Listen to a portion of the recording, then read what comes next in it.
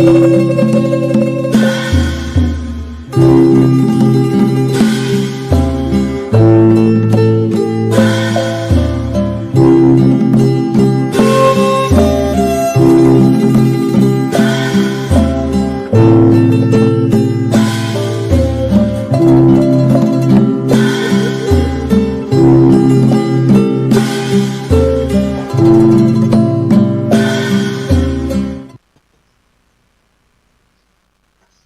อ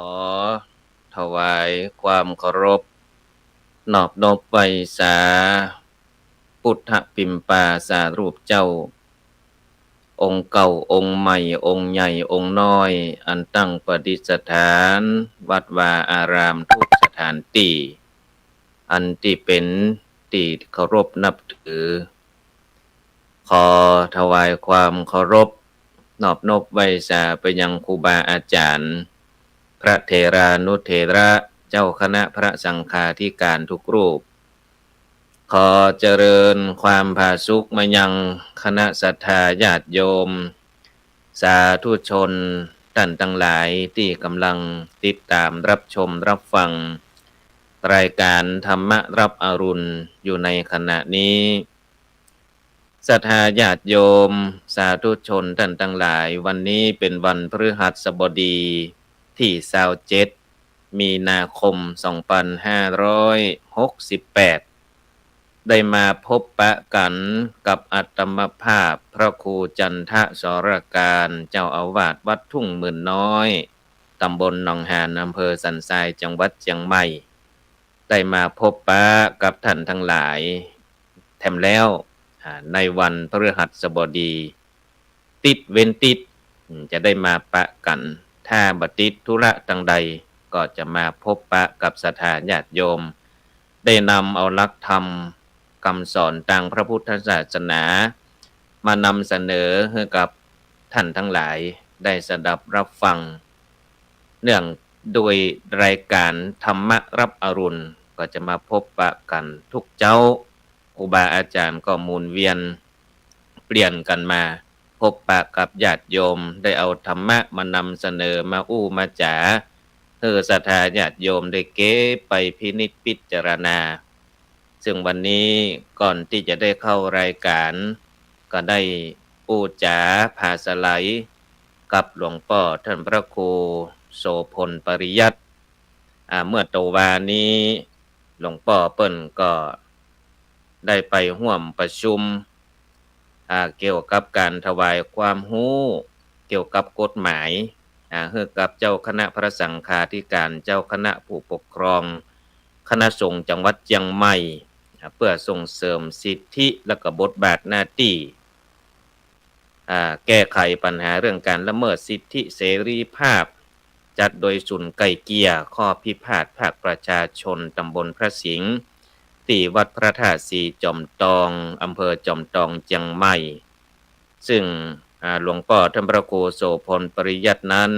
ในฐานะที่เป็นประธานคณะทำงานศูนย์ไกล่เกลี่ยข้อพิพาทภาคประชาชนตำบลพระสิงห์ก็ได้ถวายความรู้ให้กับคณะสงฆ์ตลอดจนถึงผู้ที่สนใจในโครงการคือการศูนย์ไกล่เกลี่ยนี่ก็มีมาเมินละแต่อู้ถึงเป็นกิจลักษณะก็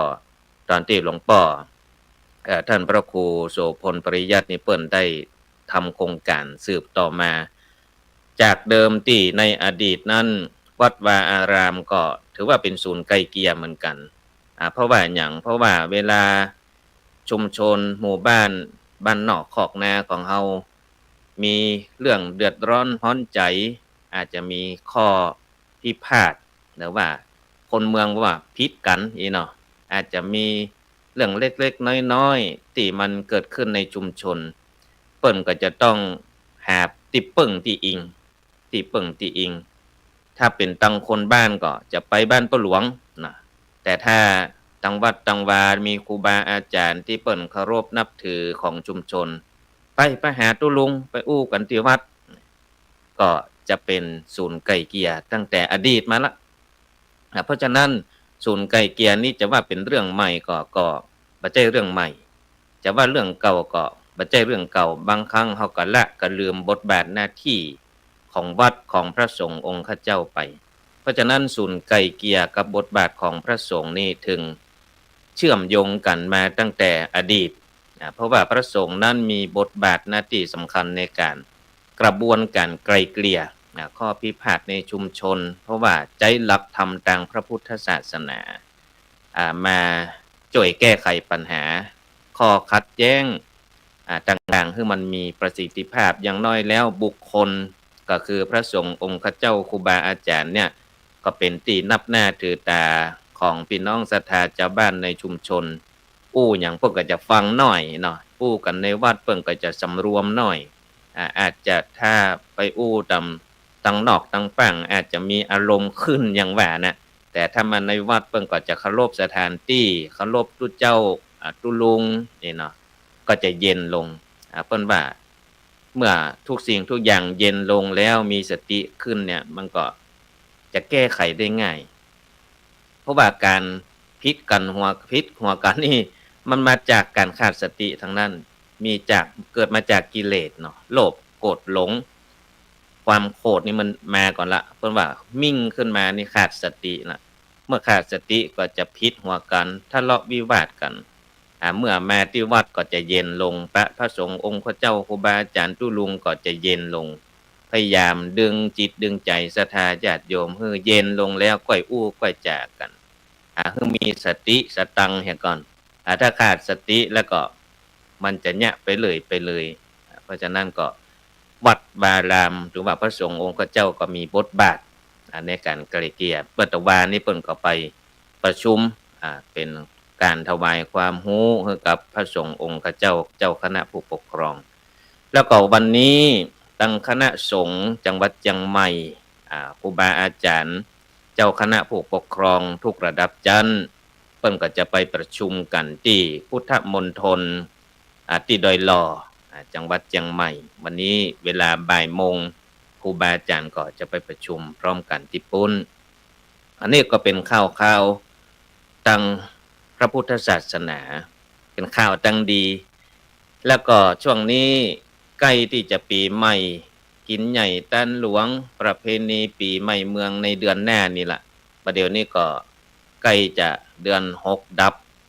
วันผูกวันฮือนี่แล้วก็ถัดไปก็จะเป็นเดือน7เหนือก็คือเดือนเมษาก็จะเป็นประเพณีปีใหม่เมืองปีใหม่เมืองเพราะฉะนั้นแต่ละวัดแต่ละวาก็จะมีกิจกรรมบอกว่าตั้งแต่จะเป็นวันสังขารหล่องวันเหนาวันพญาวันปากปีเฮาก็จะขนทรายเข้าวัดกันตานจอดตานตุงปีใหม่อย่างนี้ก็แต่ละวัดแต่ละวากันแล้วแต่จะจากันจะมาวัดกันวันใดเนาะอันนี้เฮาก็บ่ได้บังคับกำหนดกฎเกณฑ์แต่ว่าแต่ละชุมชนจะกันว่าจะมากันวันใดตอนนี้คุณโยมทองคำพรหมมินทร์เข้ามาทักทายกันน้อมกราบอนุโมทนาบุญรับธรรมะรับอรุณด้วยความเคารพเจ้ากราบไหว้สาบารมีท่านพระครูด้วยความเคารพเจ้าสาธุกับคุณโยมทองคำพรหมมินทร์เข้ามาคอมเมนต์ทางYouTube เนาะเพราะว่ารายการนี้มีทั้ง Facebook Live แล้วก็มีทาง YouTube หลายช่องทางที่ศรัทธาญาติโยมสามารถจะมาติดตามรับชมรับฟังธรรมะจากครูบาอาจารย์หลายวัดหลายวาหลายรูปหลายตนหลายองค์ถึงเรื่องการไกลเกลี่ยก็คนฮ้องว่าพระสงฆ์องค์ข้าเจ้านี้มีบทบาทประการที่1บทบาทของพระสงฆ์ในการไกลเกลี่ยเนาะก็อย่างที่ไว้ว่า1จะเป็นบุคคลที่นับหน้าถือตาของศรัทธาเจ้าบ้านของพี่น้องในชุมชนก็สามารถที่จะอย่างก็จะมีน้ำหนักหน่อยโดยใจหลักธรรมทางพระพุทธศาสนาก็คือเรื่องของอภัยทานเรื่องของเมตตาธรรมในขณะที่ใจธรรมะดึงศรัทธาญาติโยมให้เย็นลงเนี่ยก็กรณีก็เพิ่นฮ้องว่าหยังมีสติเนาะอันใดที่จะอภัยกันได้ก็อภัยกันไป นอกจากจะเป็นผู้ไกล่เกลี่ยทางธรรมแล้วพระสงฆ์องค์ข้าเจ้านี้ก็เป็นที่ปรึกษาทางด้านจิตใจสังเกตได้ว่าเวลาญาติโยมมาวัดนี่หนึ่งประการแรกเพิ่นก็จะมีความทุกข์ใจละไปไหนดีไปวัดไปไหว้พระให้ใจเย็นลงให้มีสติสะเตืออาจจะฟุ้งซ่านพระสงฆ์ก็สามารถช่วยบรรเทาความเครียดความโกรธของคู่กรณีโดยใจคำสอนช่วยเกิดความสงบทางด้านจิตใจตั้งแต่แรกเริ่มก่อนที่จะอู้จะจากันอย่างตะกี้หลวงพ่อท่านพระครูโสพลปริยัติเปิ้นว่าไปแผ่ววัดเฮาก็หรือว่าถึงตีไก่เกียร์แล้วเฮาก็ไหว้พระให้ก่อนให้ใจเย็นลงมีสติอะระหังสัมมาหยังเรียบร้อยก้อยอู้ก้อยจากันผ่อนคลายบรรเทาความเครียดที่เกิดจากเรื่องทะเลาะวิวาทแล้วก็ใจจะเย็นลงใจพลวัตใจขันติธรรมขันติคือความอดทนแล้วก็ดึงให้มีสติสัมปชัญญะสติความระลึกได้สัมปชัญญะความรู้ตัวถ้าเรามีสติระลึกได้แล้วสัมปชัญญะความรู้ตัวเราก็จะมีคนเมืองว่าจะหู้คิงเสื้อถ้ามันโหดมันมิ่งขึ้นมามันเอาโทสะว่านี่ก็จะขาดการระลึกได้บ่หูเนื้อหูคิงหูตัวทำมันยังไปด้วยความโกรธเนี่ยมันก็จะเกิดข้อผิดพลาดเกิดโทษโดยมาทีหลังประการที่3ส่งเสริมการอภัยแล้วก็สมานฉันท์คืออภัยทานเนี่ยพระสงฆ์องค์ข้าเจ้าที่มีบทบาทในการไกล่เกลี่ยเนี่ยก็คือเน้นสอนให้รู้ถึงโทษที่จะมีเวรมีกรรมต่อกันชี้แนะคืออภัยเป็นทางออกอย่างน้อยแล้วศูนย์ไกล่เกลี่ยก็คือปาให้เจอทางออกโดยที่สันติสุขสงบนะเพราะว่าสมานฉันท์กันบ่ให้ได้เดือดร้อนเพิ่นว่าวินทั้งสองฝ่ายเนาะกรรมสมัยใหม่เพิ่นว่าอันน่ะแล้วก็ใจหลักธรรมทางพระพุทธศาสนาฮู้ถึงไล่ไปถึงต้นตอของเรื่องราวต่างๆมันเกิดขึ้นเพราะอะไรหยังพิษหัวกันเพราะหยังนี่นะต้องมาไกล่เกลี่ยสืบหาต้นสายปลายเหตุเมื่อสืบสาวแล้วเรื่องไปถึงเก้าเหตุมาแล้วบ่แก้ไขอันใดที่ยอมกันได้ก็ยอมไกล่เกลี่ยกันมันจึงมีทางออกเนาะสร้างสังคมที่สงบสุขเพราะพระสงฆ์นี่มีบทบาทเป็นศูนย์รวมจิตใจของชุมชนก็ทำหน้าที่ไกล่เกลี่ยได้อย่างราบรื่นอันนี้ก็เป็นบทบาทพระสงฆ์องค์ข้าเจ้าบ่ใช่ว่าศรัทธาญาติโยมบัดเดี๋ยวนี้พระสงฆ์องค์ข้าเจ้าบ่พอมีบทบาทอย่างละอันที่จริงเนี่ยพระสงฆ์ที่เปิ้นทำงานก็นักนะถ้าเฮาไปเหมารวมอย่างนั้นเนี่ยทำให้พระสงฆ์องค์ข้าเจ้าที่เปิ้นทำงานนี่เพิ่นก็น้อยอกหม่องใจเหมือนกันเพราะฉะนั้นก็จะไปเหมารวมบัดเดี๋ยวนี้มีข่าวตังพระสงฆ์องค์ข้าเจ้าที่เรื่องมันบดีบดักเดือดร้อนฮ้อนไหม้กันมาก็จะบดีเหมารวมบดีเหมารวมว่าไปทำบุญกับวัดบ่เป็นเรื่องแล้วเฮ้ยทุเจ้าพระสงฆ์องค์ข้าเจ้าเนี่ยบดีทำตัวบดีทำให้บ่เกิดความเลื่อมใสศรัทธามาทำบุญกับวัดละไปทำบุญกับหงยาไปทำบุญกับหล่ออ่อนอยากไล่อยากจนไปทำบุญกับสัตว์เล่ร่อนมันก็ดีเหมือนกันแต่พระพุทธเจ้าเปิ้นสอนไล่ลำดับมาการทำตั้งแต่พระพุทธเจ้าตั้งแต่อรหันต์ตั้งแต่ไล่ลงมาจนถึงผู้บ่มีศีลถึงสัตว์เดรัจฉานเนี่ยก็จะมีการขั้นตอนได้บุญได้กุศลทำบุญให้สัตว์ได้ก็ได้เหมือนกัน100ตัวบ่เท่ากับทำบุญกับคนทำบุญ100คนบ่เท่ากับพระอรหันต์ทำบุญ100พระอรหันต์บ่เท่ากับพระพุทธเจ้าอย่างไปไล่เป็นอย่างนั้นหรอเพราะฉะนั้นการทำบุญทุกสิ่งทุกอย่างได้บุญเหมือนกันแต่ว่าแล้วแต่ศรัทธาญาติโยมจะสะดวกใจแต่บ่อยากให้เหมารวมเอาปาให้สอนลูกสอนหลานบ่ให้เข้าวัดเข้าวามันก็จะห่างไกลธรรมะห่างไกลศีลธรรมไปติ๊กๆขนาดพระสงฆ์องค์ข้าเจ้าทำงานจนหัวซ้ำดำดิกนี่นะก็ยังมีข่าวที่มันเดือดร้อนฮ้อนไหม้กับชุมชนกับบ้านกับเมืองอยู่ตลอดเวลาแสดงว่าธรรมะนี่บ่เข้าถึงจิตถึงใจเขาเลยอันนี้ขนาดพระสงฆ์องค์ข้าเจ้าทำงานนะถ้า เฮาปล่อยปละละเลยบ่ได้ส่งเสริมพระสงฆ์ของเจ้าทำการทำงานโอ้มันจะไกลศีลไกลธรรมไปติกๆเนี่ยอาจจะทำให้เดือดร้อนร้อนไหม้บ้านเมืองจะร้อนไหม้เหลือเก่าเพราะฉะนั้นเราต้องช่วยกันพุทธบริษัทสี่เนาะพระสงฆ์องค์เจ้าศรัทธาเจ้าบ้านแล้วก็กลุ่มรุมราอย่างน้อยแล้วชุมชนนั้นๆก็จะเข้มแข็งขึ้นมาก่อนที่จะไปถึงบ้านถึงเมืองชุมชนกว้างๆมองกว้างๆเอาชุมชนเฮาก่อนชุมชนใดบ้านใดเมืองใดวัดวาอารามกับพี่น้องชาวบ้านเข้ากันได้ดีแล้วบ่ก็ขยายไปเป็นตำบลเป็นอำเภอเป็นจังหวัดเป็นระดับประเทศเพราะฉะนั้นเราต้องเริ่มตั้งแต่จุดน้อยๆต้องเกาะกลุ่มรุมรากันในชุมชนให้เป็นชุมชนเข้มแข็งเนาะเพราะฉะนั้นศรัทธาญาติโยมเราก็ต้องเสพข่าวต่างๆนานาก็มีวิจารณญาณในการรับชมรับฟังแยกแยะเอาอันนี้มันเป็นส่วนน้อยเนอะที่มันบดีส่วนนักก็ดีอยู่เราก็ต้องทำนุบำรุงพระพุทธศาสนากันต่อไปพระสงฆ์องค์เจ้าที่เปิ่นดีที่เปิ่นทำงานเพื่อพระพุทธศาสนาถวายชีวิตถวายน้ำจิตน้ำใจเปิ้นเฮามาอย่างก็ทุ่มสุดตัวละเขาก็ต้องช่วยเปิ้นช่วยกันกับพระสงฆ์องค์เจ้าจะได้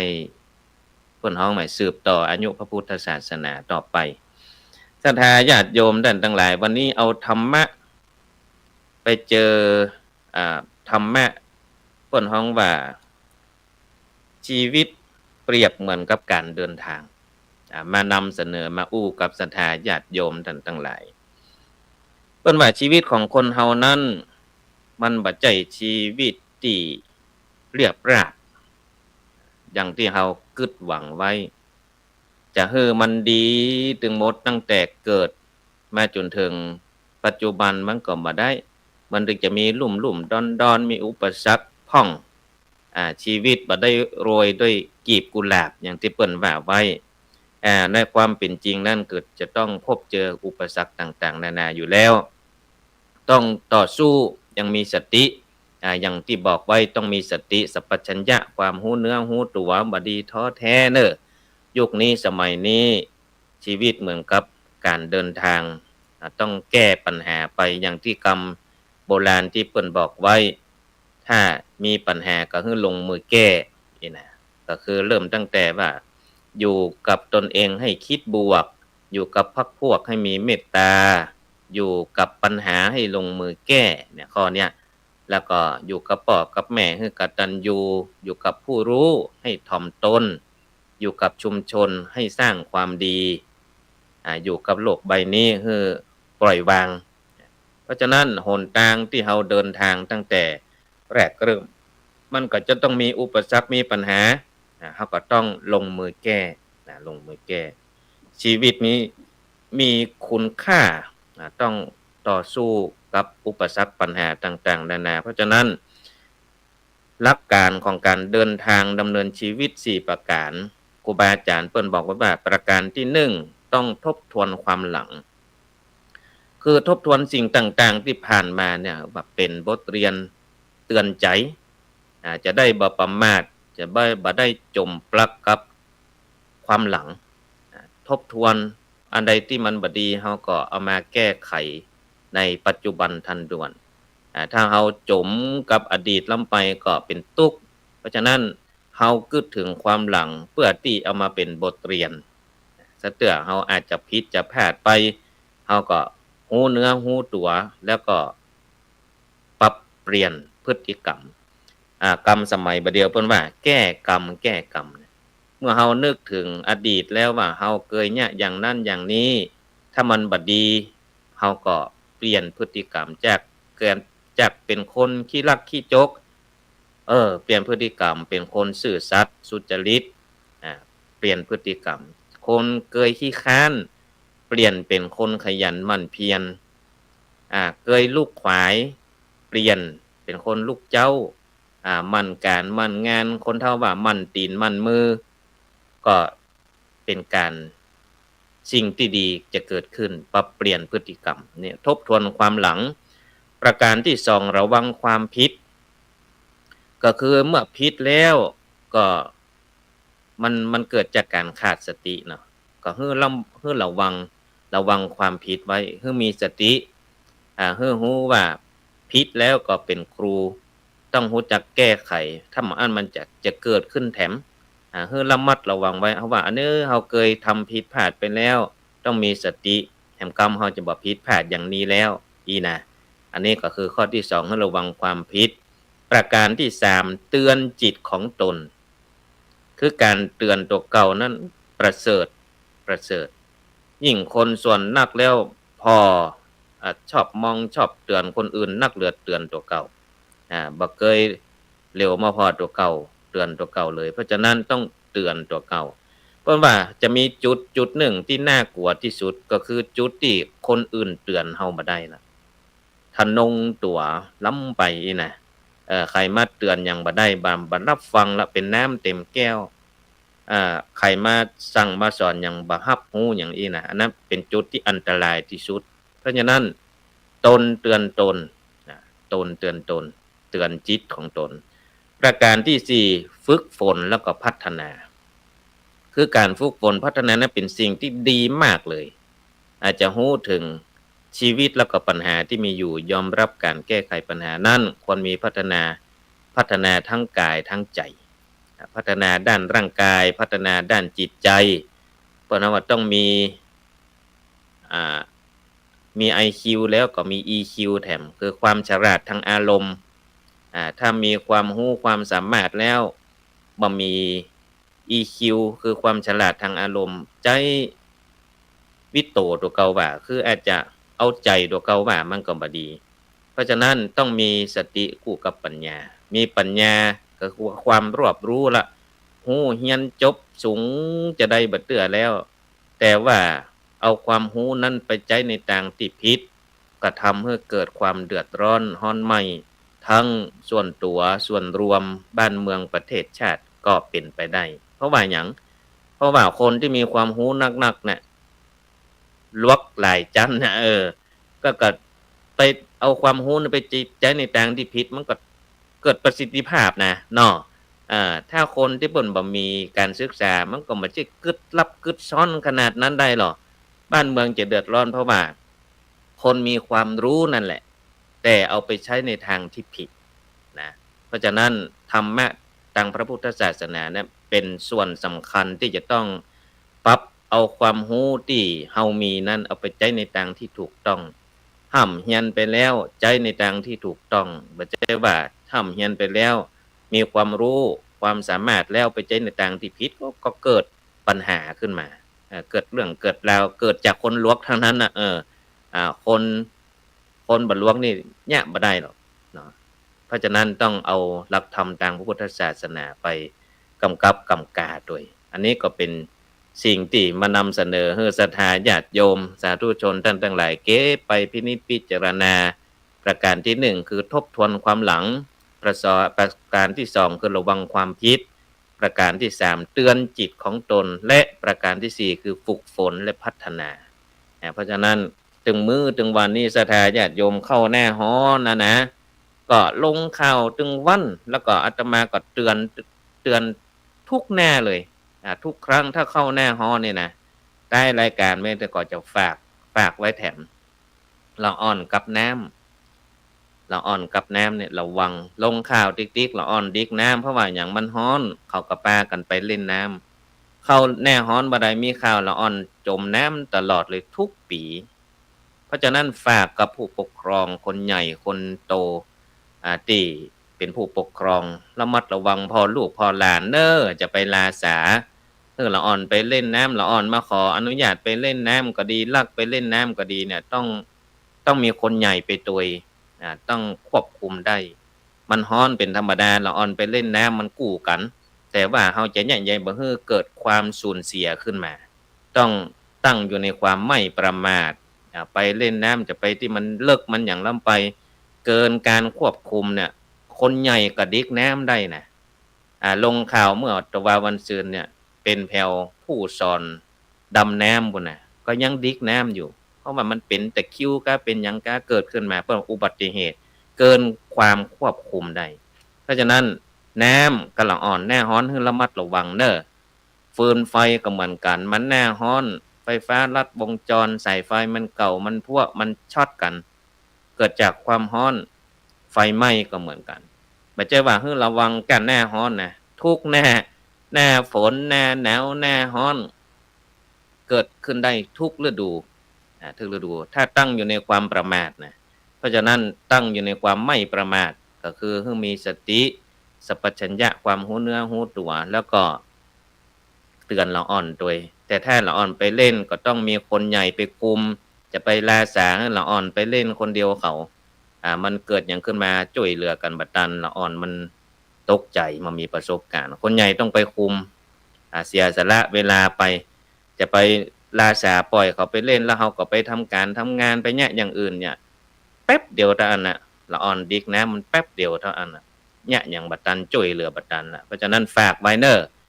หน้าฮ้อนนี่ละอ่อนกับน้ำคนใหญ่กับน้ำก็เหมือนกันพากันไปเล่นไปหยังก็จะไปดื่มนักลำไปมันขาดสติมันช่วยเหลือตัวเก่าบ่ได้เรื่องนั้นเรื่องน้ำเรื่องไฟระมัดระวังเด้อท้ายรายการนี้ก็คงจะได้นำรายการจากลาศรัทธาญาติโยมไปเหียก่อนพัดหน้ายังบ่เตือพัดทัดไปแถมอาจจะได้มาปะกันขออ้างเอาคุณพระศรีรัตนตรัยอันมีพระพุทธพระธรรมพระสงฆ์คุณพ่อคุณแม่ที่ให้กำเนิดเกิดมาเป็นคนคุณครูบาอาจารย์ที่ได้สั่งสอนศิลปะวิชาความรู้สิ่งศักดิ์สิทธิ์ทั้งหลายที่ศรัทธาญาติโยมได้ให้ความเคารพนับถือขออังคาตราธนามาปกปักรักษาศรัทธาญาติโยมสาธุชนท่านทั้งหลายให้มีความสุขกายสบายใจปรารถนาสิ่งใดแล้วขอให้ความมุ่งมั่นปรารถนานั้นพลันสำเร็จเหมือนกันทุกคนทุกท่านจัตตารโอธัมมาวัฏันติ